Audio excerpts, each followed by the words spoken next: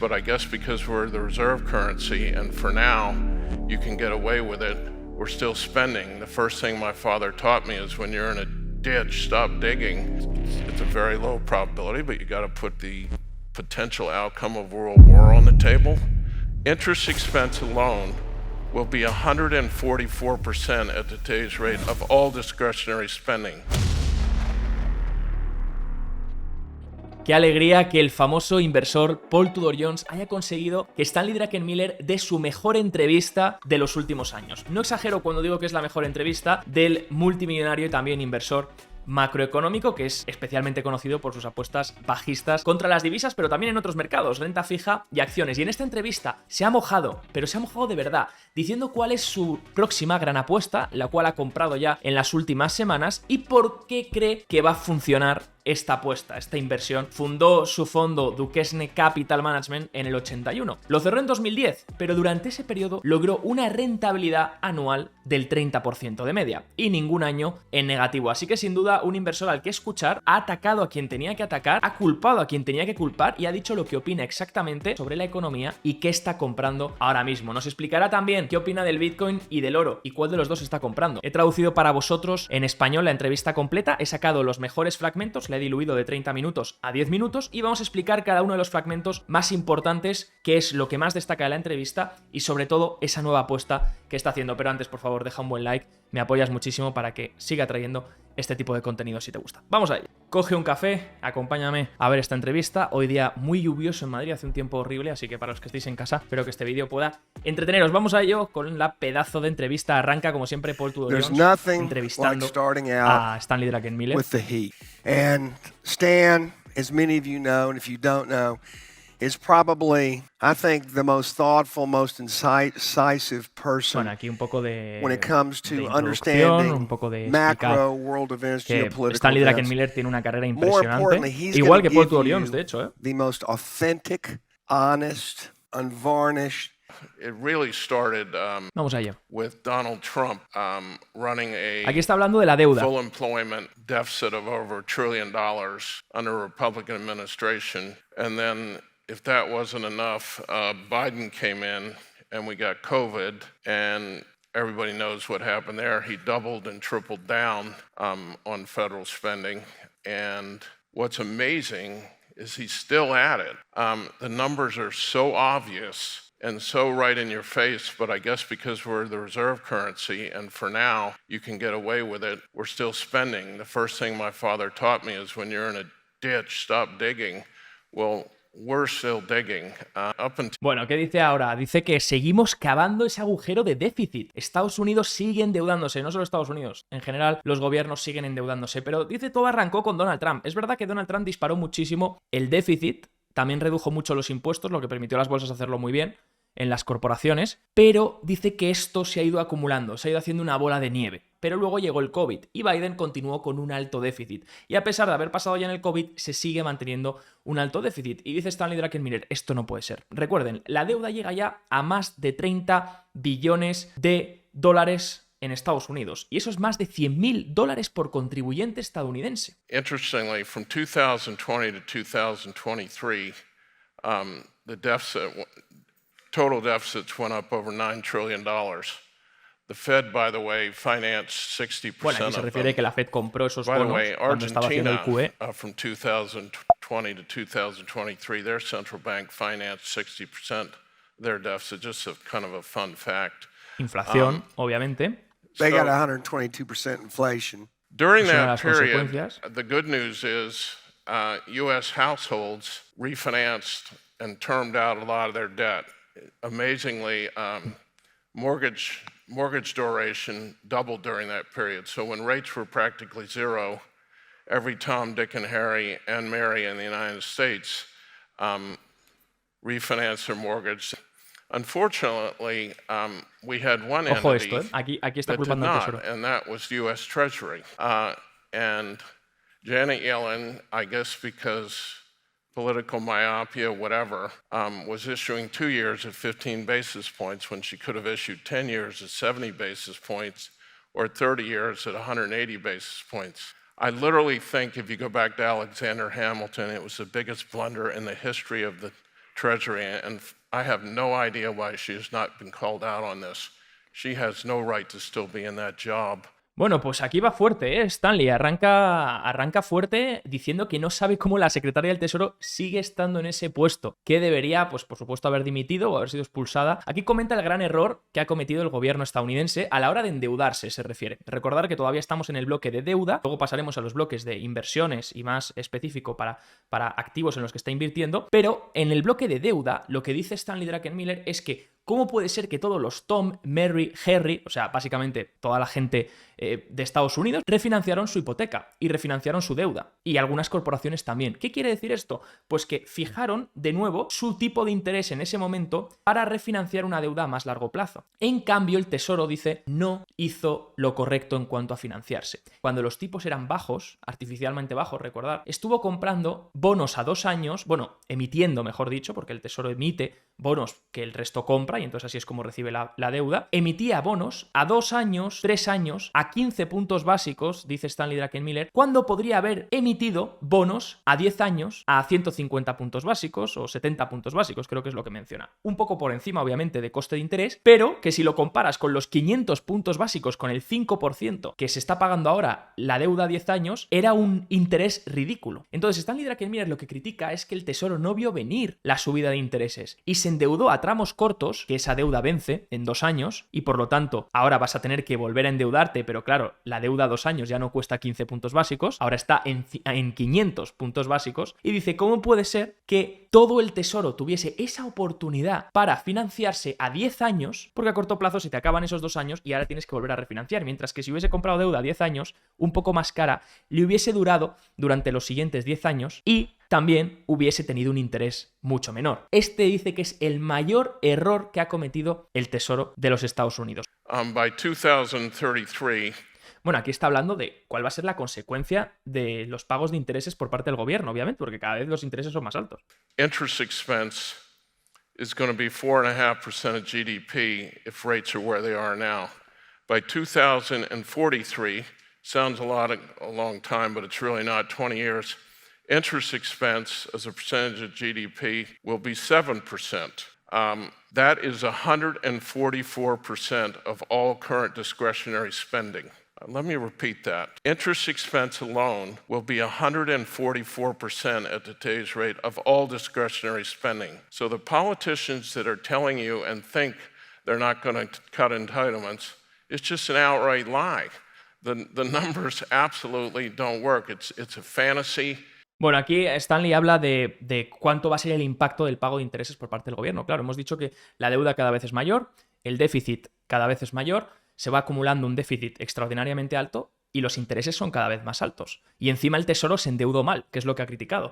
Entonces, ahora el Tesoro tiene que pagar más y endeudarse otra vez. De hecho, se ha emitido el último trimestre de endeudamiento de emisiones de bonos por parte del Tesoro y ha sido un poquito menos de lo esperado. Se esperaba un poco más de cantidad, pero bueno, aún así es bastante papel el que van a emitir. Stanley Druckenmiller dice, claro, cuando lleguemos a 2043 o a 2033, en 2033 el porcentaje de gasto que se va a destinar únicamente sobre intereses, únicamente para pagar los intereses de la deuda de Estados Unidos, será del 4,5% del PIB. A mí me fastidia mucho que lo den siempre en términos comparados con el PIB, porque no se ve la magnitud real. Para que os hagáis otra idea, yo vi un estudio donde se hablaba, en vez del porcentaje del PIB, se hablaba del 22% de todo el dinero recolectado por parte del gobierno estadounidense. Recordemos que Estados Unidos gana dinero por los impuestos. Vale, pues toda la cantidad de impuestos que recolecta, el 22% en 2023, se irá únicamente, o más del 20%, se irá únicamente para pagar los intereses de la deuda. Y luego hace otra comparativa interesante. Dice que esta tasa supondría el 144% de todo el gasto discrecional. Because of our reserve currency status, we've gotten away with a lot. Bueno, aquí se refiere al dólar. Yes, corporations have termed out, but only till 25 or 26. Mortgages are a little different. It'll take 5 years to get the average mortgage up to 5%. Recordar que en el último vídeo que hicimos analizando una entrevista, en este caso era de Steve Eisman en CNBC, que Steve Eisman es uno de los que sale en La Gran Apuesta, que se hizo multimillonario con la gran crisis financiera. Steve Eisman explicaba esto mismo también y lo comentábamos y decíamos, ¿cuál es el problema de que no haya caído todavía la vivienda con unas hipotecas al 8? Stanley Druckenmiller lo ha dicho súper bien, dice, hacen falta, para que la hipoteca llegue al 5% de media, hacen falta todavía unos años. Vamos a escucharlo porque lo ha dicho It'll aquí. take 5 years to get the average años mortgage up to para que la hipoteca 5%. promedio alcance el 5%. Claro, las nuevas hipotecas, dice, superan el 8%. Si tú quieres una hipoteca nueva, tienes que pagar un 7, 8%. Entonces, bueno, ya depende de lo que te den. Pero la hipoteca media, dice, de las familias estadounidenses sigue siendo del 3,6%. ¿Por qué? Porque las familias refinanciaron bien. De los negocios también habla que muchos negocios cancelaron su deuda, viendo venir la subida de intereses, o refinanciaron, pero que sobre todo va a ser hasta 2025 o 2026. Por lo que, ¿cuál es el problema aquí? El problema no es la subida de tipos en el corto plazo. El problema es en el largo plazo.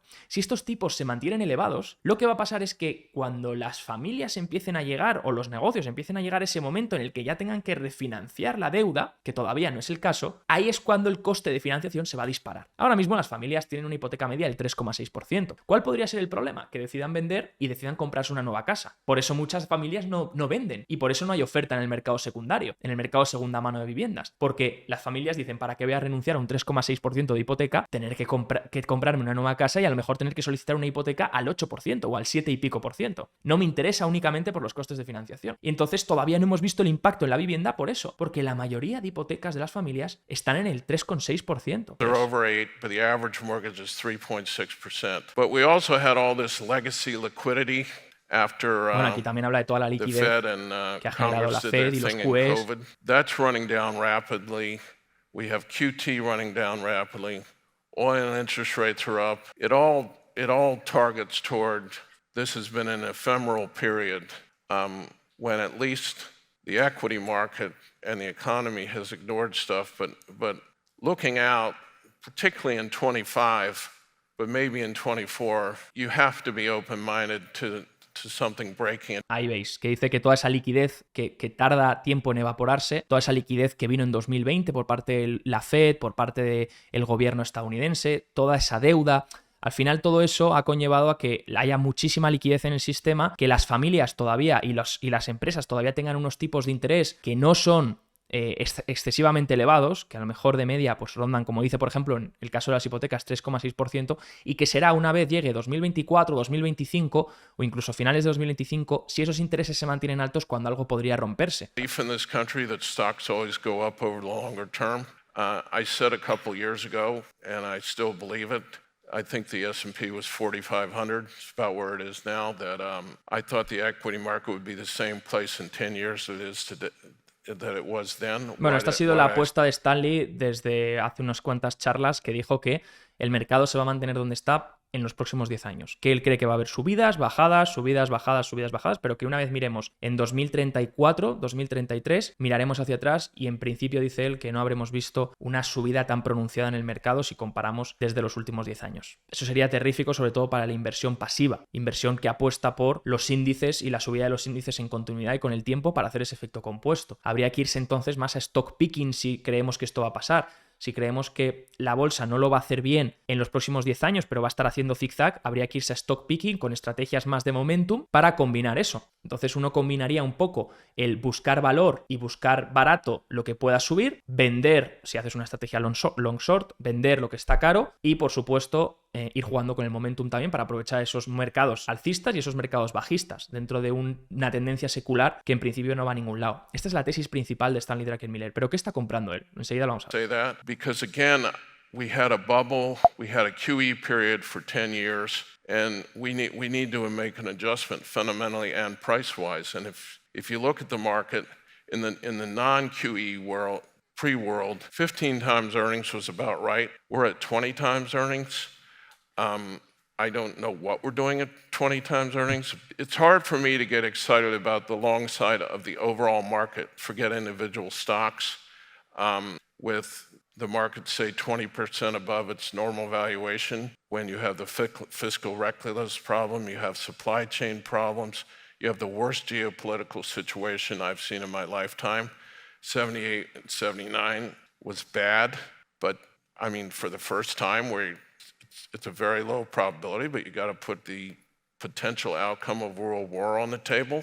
Bueno, pues no ve las acciones baratas en este caso. Está hablando de los índices. Obviamente los índices, aquí habría que recalcar algo que obviamente no le habrá dado tiempo a recalcar ni lo habrá comentado, Pero los índices, si excluyes las grandes, si excluyes las megacaps, esas acciones de calidad tecnológicas que son las que más han subido en el año, están obviamente unas valoraciones más exigentes por la calidad que ofrecen y porque al final son prácticamente gigantes tecnológicos que en principio pues tienen mucha caja, dan cierta seguridad, sobre todo con la marca y demás. Pero si tú excluyes eso del índice, realmente el índice no está 20 veces múltiplo, está mucho más barato. Entonces aquí lo que está diciendo es que comprar el índice SP500 a 20 veces, pues obviamente es caro, dice Stanley Druckenmiller. Caro para la situación actual. Si te pones a hablar entonces, si coges el mismo principio y lo aplicas a las small caps, ahí tienes unas valoraciones que están muy por debajo, un 30% por debajo de la media histórica.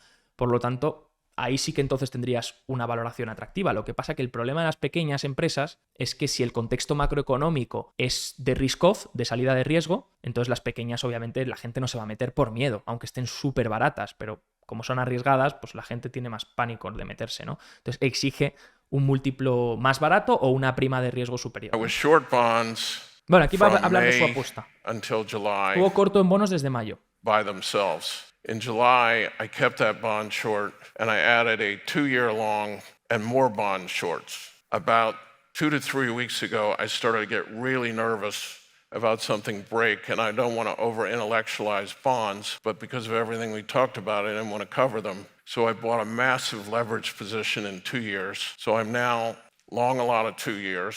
I already had a steepener on, and I'm short 30 years, but I now have an overage in 2 years. So I'm actually long fixed income for the first time since 2020. But to be clear, I'm short bonds and I'm long the front end.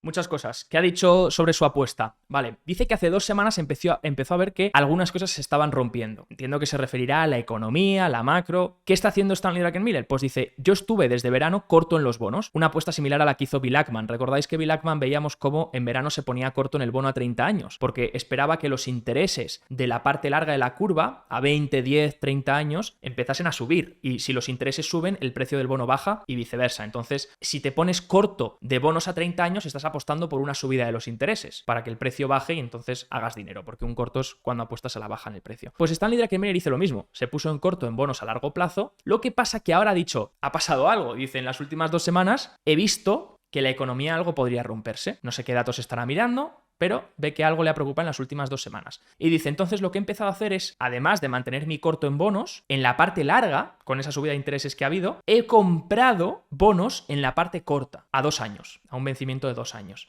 Ha comprado mucha posición en bonos a 2 años. Esta es su gran apuesta. ¿Y qué quiere decir esto? Que si los intereses del 2 años se mantienen exactamente igual, él va a generar un 5% más o menos, porque lo habrá comprado el 5%. Va a generar un 5% anual durante los próximos 2 años. ¿Dónde podría hacer más dinero? Si los intereses bajan. Si el 2 años baja fuertemente, los intereses de la parte corta de la curva empiezan a bajar, entonces su precio del bono empieza a subir en mercado secundario y puede venderlo antes de que terminen los 2 años a un precio, a una rentabilidad superior del 5%. ¿Qué pasa? Que para que el tramo a corto plazo caiga, tiene que pasar algo, y es que tiene que romperse la economía o que la Fed pivote. Si la Fed, por ejemplo, bajase tipos de interés, por ahora los ha mantenido en pausa, y de hecho ayer ya el 2 años bajó un poco por la pausa. Pero si la Fed empezase a bajar tipos, la parte corta de la curva bajaría rápidamente también. Y Stanley Druckenmiller, su apuesta es que, ya sea por un pivot de la Fed, que esto no lo mencionó, no mencionó bajadas de tipos de la Fed, pero sí que dijo que si algo se rompe en la economía, el 2 años va a bajar y eso es lo que fuerza a la Fed a bajar tipos. La Fed es reactiva, recordar, la Fed no pincha ni corta, la Fed sigue al mercado. Entonces el mercado le dirá con una bajada en el tramo de 2 años que baje tipos y la Fed bajará tipos. Entonces es esa bajada de intereses la que está apostando Stanley Druckenmiller en el 2 años, pero que la parte larga, como sigue corto, se mantenga en unos intereses en los que está ahora. En el 5%, 4 y pico por ciento, o incluso puedan ser más altos, por el endeudamiento del tesoro, porque toda esa oferta que emite el tesoro la emite principalmente en tramos largos, habría que especificar el último informe del tesoro, pero ha estado haciéndolo también a tramos largos, porque la curva estaba invertida. Entonces, ha aprovechado unos intereses menores en la parte larga. Esa subida de intereses en la parte larga haría desinvertir la curva, de hecho la curva ya se está desinvirtiendo, antes teníamos tramos cortos por encima de los tramos a largo plazo, por lo que la curva estaba invertida, pero como los intereses a largo plazo han empezado a subir, la curva se está volviendo a aplanar y desinvirtiendo, y esa es la apuesta de Stanley Druckenmiller. Está también con un steepener que se llama, apostando que la curva se va a desinvertir, y son los tramos a corto plazo, los del 2 años, 1 año, etc., que podrían bajar hasta el 3,5, dice aproximadamente. De ahí que esté largo en la parte corta y corto en la parte larga. Eso quiere decir que apuesta por una bajada de intereses en el 2 años, en la parte corta, y una subida o mantenimiento de los intereses en niveles altos en los tramos a I largo was plazo. surprised that Bitcoin got going, Ahora Bitcoin y oro. but it's clear that the young people look at it as a store of value because it's a lot easier to do stuff with. I like gold because it's a 5,000-year-old brand, but the young people have all the money. I like them both. Okay. I don't own any Bitcoin, to be frank, but I should. I do own gold. Thank you all so much. Thank you, everybody. Stan. Me encanta lo humilde que es Stanley Druckenmiller. Dice, mira, no tengo Bitcoin, pero entiendo que a los jóvenes les pueda gustar más como reserva de valor, a diferencia del oro, por lo fácil que es transaccionar con el Bitcoin.